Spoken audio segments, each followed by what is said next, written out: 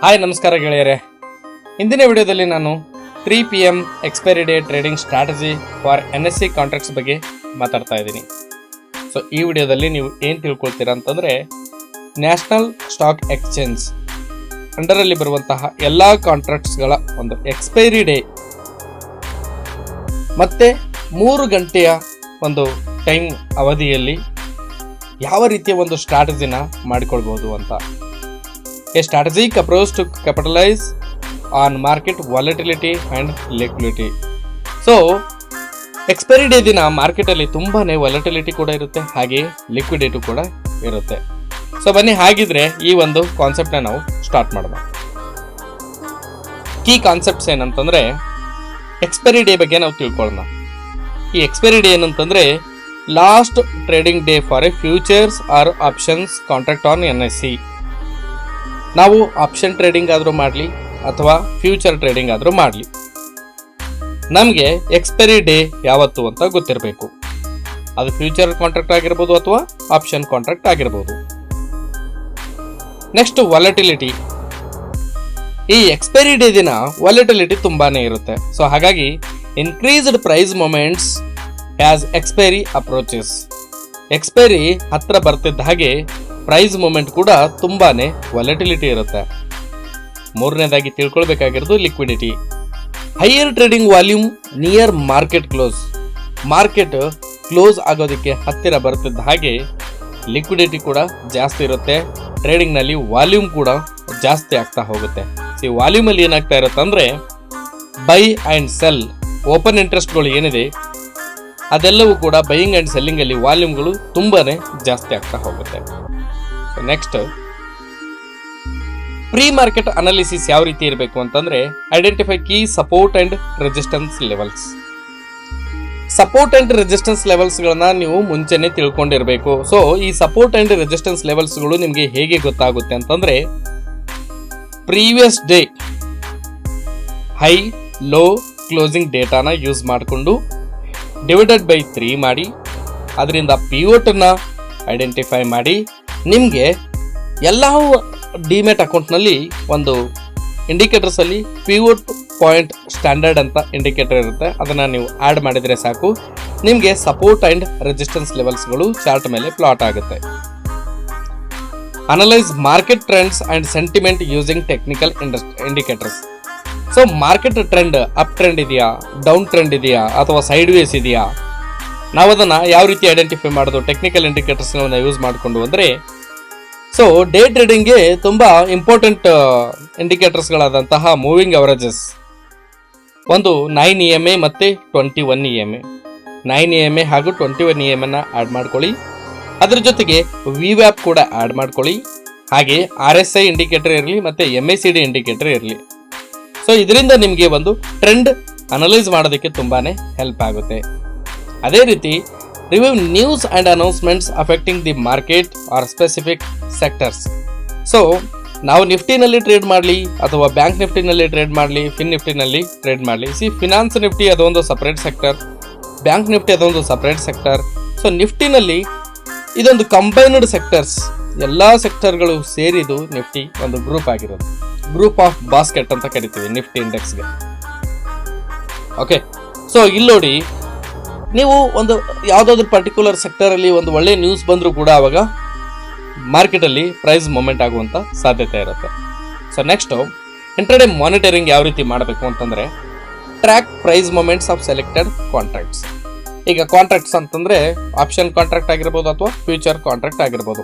ನಾವೇನು ಮಾಡಬೇಕು ಅಂತಂದರೆ, ಈಗ ಆಪ್ಷನ್ ಟ್ರೇಡಿಂಗ್ ಮಾಡ್ತಾ ಇದ್ದೀವಿ, ಇವತ್ತು ಅದು ಎಕ್ಸ್ಪೈರಿ ಡೇ ಇದೆ ಅಂತಂದರೆ ಆ ಪ್ರೈಸ್ ಮೂಮೆಂಟ್ನ ನಾವು ಕ್ಯಾಪ್ಚರ್ ಮಾಡಬೇಕು, ಅದನ್ನು ಟ್ರ್ಯಾಕ್ ಮಾಡಬೇಕು. ಸೊ ಅದನ್ನು ಅಪ್ ಟ್ರೆಂಡಲ್ಲಿದೆಯಾ ಅಥವಾ ಡೌನ್ ಟ್ರೆಂಡಲ್ಲಿದೆಯಾ ಅಥವಾ ಸೌಡ್ ವೇಸಲ್ಲಿದೆಯಾ ಅದನ್ನು ನಾವು ಚೆಕ್ ಮಾಡಬೇಕು. So monitor open interest and volume changes.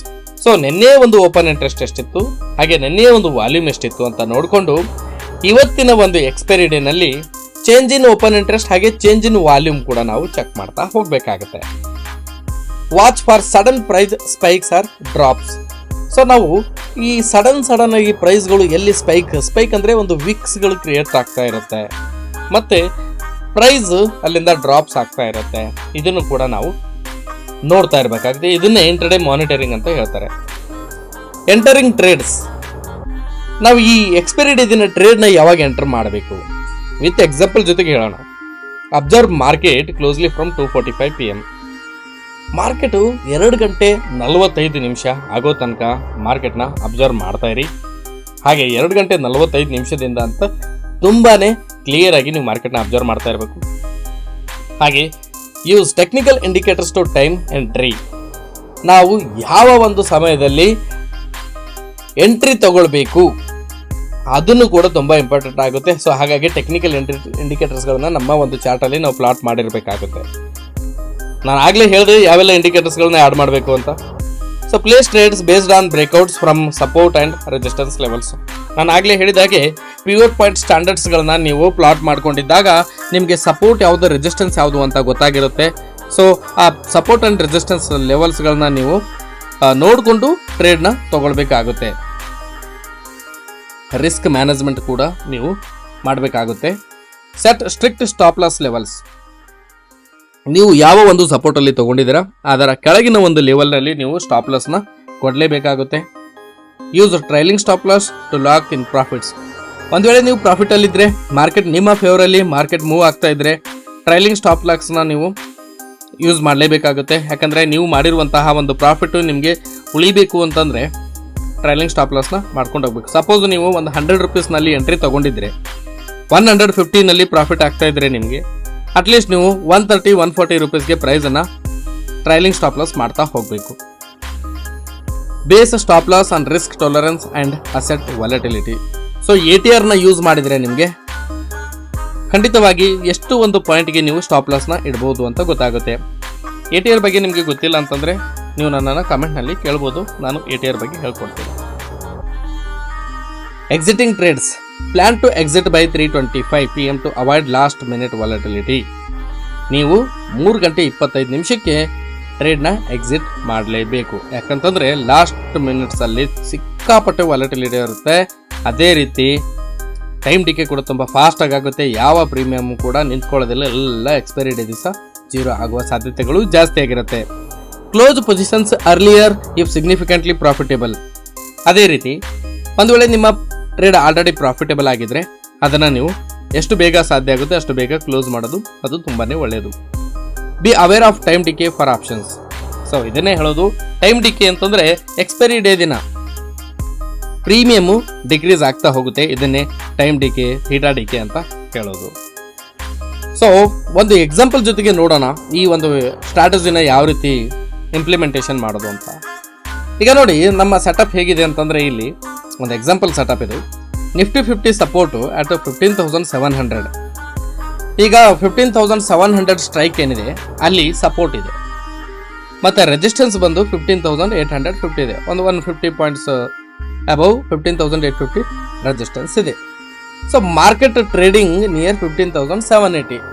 Market ಈಗ 15,780ನಲ್ಲಿ ಇದು ಸ್ಪಾಟ್ ಪ್ರೈಸ್ ಇದೆ, ಮತ್ತು ಒಳ್ಳೆ ವಾಲ್ಯೂಮ್ಗಳ ಜೊತೆ ಪ್ರೈಸ್ ಇನ್ಕ್ರೀಸ್ ಆಗ್ತಾ ಇದೆ. ಇಂತಹ ಒಂದು ಸಂದರ್ಭದಲ್ಲಿ ನಾವು ಯಾವ ರೀತಿ ಎಕ್ಸಿಕ್ಯೂಷನ್ ಮಾಡಬೇಕು ಅಂತಂದರೆ, ಸೊ 245ಗೆ ನಿಫ್ಟಿ ಮೂವ್ಸ್ ಟುವಾರ್ಡ್ಸ್ 15,850. ಅಂದರೆ 15,780ಇಂದ ನಿಫ್ಟಿ ಈಗ 15,850 ಏನು ರೆಸಿಸ್ಟೆನ್ಸ್ ಇದೆ ಆ ಕಡೆ ಮೂವ್ ಆಗ್ತಾ ಇದೆ. ಒಳ್ಳೆ ಮೂಮೆಂಟ್ಸ್ ಜೊತೆ ಮತ್ತು ವಾಲ್ಯೂಮ್ ಕೂಡ ಇನ್ಕ್ರೀಸ್ ಆಗ್ತಾ ಇದೆ. ಸೊ 250ಗೆ ನಿಫ್ಟಿ 15,850ನ ರೆಸಿಸ್ಟೆನ್ಸ್ ವಿತ್ ಹೈ ವಾಲ್ಯೂಮ್ ಜೊತೆ ಏನಾದರೂ ಬ್ರೇಕ್ಔಟ್ ಮಾಡಿದರೆ ಆಗ ನೀವು 255ಗೆ ಒಂದು ಲಾಂಗ್ ಪೊಸಿಷನ್ನ ನೀವು ಬೈ ಮಾಡಬೇಕು. ಅದನ್ನು ಕಾಲ್ ಆಪ್ಷನ್ಸ್. ಒಂದು ವೇಳೆ ಇದು ಸಪೋರ್ಟ್ ಆ್ಯಂಡ್ ರೆಸಿಸ್ಟೆನ್ಸ್ ನಿಮಗೆ ಪುಟ್ ಲೆವೆಲಲ್ಲಿ ಇದೇ ರೀತಿ ಇರುತ್ತೆ, ಜಸ್ಟ್ ಉಲ್ಟಾ ಇರುತ್ತೆ. ಸೊ ನಾನೀಗ ಒಂದು ಕಾಲ್ ಆಪ್ಷನ್ಗೆ ಕೊಡ್ತಾ ಇದ್ದೀನಿ. 310ಗೆ set trailing stop as Nifty rises. ನಿಮ್ಮ ಟ್ರೇಡ್ ಪ್ರಾಫಿಟೇಬಲ್ ಆಗ್ತಾ ಇದ್ರೆ ಟ್ರೈಲಿಂಗ್ ಸ್ಟಾಪ್ ಲಾಸ್ನ ಕೊಟ್ಕೊಂಡು ನೀವು ಅಡ್ಜಸ್ಟ್ ಮಾಡಿಕೊಂಡು ಹೋಗ್ತಾ ಇರಬೇಕಾಗುತ್ತೆ. ಈಗ ನೋಡಿ ಆಲ್ರೆಡಿ ನೀವು ಒಂದು 20 ರೂಪೀಸ್ ಪ್ರೀಮಿಯಮು 80 ರೂಪೀಸ್ ಆದಾಗ ಅಟ್ಲೀಸ್ಟ್ ನೀವು ಮತ್ತೆ ಅದು 20 ರೂಪೀಸ್ ಬರೋ ತನಕ ವೇಟ್ ಮಾಡಬೇಡಿ. ಅದನ್ನು 60, 50, 70 ರೂಪೀಸ್ಗೆ ಹಾಗೆ ಟ್ರೈಲಿಂಗ್ ಸ್ಟಾಪ್ ಲಾಸ್ನ ನೀವು ಮಾಡ್ಕೊಳ್ತಾ ಹೋಗಿ. ಒಂದು ವೇಳೆ 80 ರೂಪಾಯಿಂದ ತಿರ್ಗಿ ವಾಪಸ್ 70 ರೂಪಾಯಿ ಬಂದಾಗ ಅದು ಟ್ರೇಡ್ ಎಕ್ಸಿಟ್ ಆಗಿಬಿಡಲಿ. ಸೊ ಇದನ್ನೇ ಟ್ರೈಲಿಂಗ್ ಸ್ಟಾಪ್ ಲಾಸ್ ಅಂತ ಹೇಳ್ತಾರೆ. So 3:25 PM book profits at 15,900. Suppose 15,850 ಏನು ರೆಸಿಸ್ಟೆನ್ಸ್ ಇತ್ತು ಅದ್ರ ಮೇಲ್ಗಡೆ ಬ್ರೇಕ್ಔಟ್ ಆಯಿತು, 15,900ಗೆ ನಿಮ್ಮ ಪ್ರಾಫಿಟ್ ಬುಕ್ ಆಗಿರಬೇಕು 325ಗೆ. ಕನ್ಸಿಡರೇಷನ್ಸ್ ಏನಪ್ಪ ಅಂತಂದ್ರೆ ಈ ಒಂದು ಸ್ಟ್ರಾಟಜಿನ ಯೂಸ್ ಮಾಡಬೇಕು ಅಂತಂದ್ರೆ ಮಾರ್ಕೆಟ್ ಕಂಡೀಷನ್ಸ್ ಯಾವ ರೀತಿ best in trending markets with clear ಲೆವೆಲ್ಸ್ಗಳು ತುಂಬ ಕ್ಲಿಯರ್ ಆಗಿರಬೇಕು ಮತ್ತು ಮಾರ್ಕೆಟು ಟ್ರೆಂಡಿ ಆಗಿರಬೇಕು. ಟ್ರೆಂಡಿಂಗ್ ಮಾರ್ಕೆಟ್ ಅಂತ ಏನಕ್ಕೆ ಹೇಳ್ತೀವಿ, ಅದು ಬುಲಿಶ್ ಮಾರ್ಕೆಟ್ ಆಗಿರ್ಬೋದು ಅಥವಾ ಬಿಯರಿಶ್ ಮಾರ್ಕೆಟ್ ಆಗಿರ್ಬೋದು. ಈ ಎರಡರಲ್ಲಿ ಯಾವುದಾದ್ರೂ ಒಂದು ಮಾರ್ಕೆಟ್ ಆಗಿರಬೇಕು. ಸೈಡ್ ವೇಸ್ ಆಗಿದ್ರೆ ಈ ಒಂದು ಸ್ಟ್ರಾಟಜಿ ವರ್ಕ್ ಆಗೋದಿಲ್ಲ. ಟೆಕ್ನಿಕಲ್ ಅನಾಲಿಸಿಸ್ ಅಲ್ಲಿ requires good understanding of indicators. ನಿಮಗೆ ಇಂಡಿಕೇಟರ್ಸ್ಗಳ ಬಗ್ಗೆ ಕಂಪ್ಲೀಟ್ ಆದಂತಹ ಮಾಹಿತಿ ಇರಬೇಕು. ನೀವು ಯೂಸ್ ಮಾಡ್ತಾ ಇರುವಂಥ EMA ಎಕ್ಸ್ಪೋನೆನ್ಷಿಯಲ್ ಮೂವಿಂಗ್ ಆವ್ರೇಜಸ್ ಅದು ಯಾವ ರೀತಿ ಕೆಲಸ ಮಾಡುತ್ತೆ, ಅದೇ ರೀತಿ RSI, ಅದೇ ರೀತಿ MACD,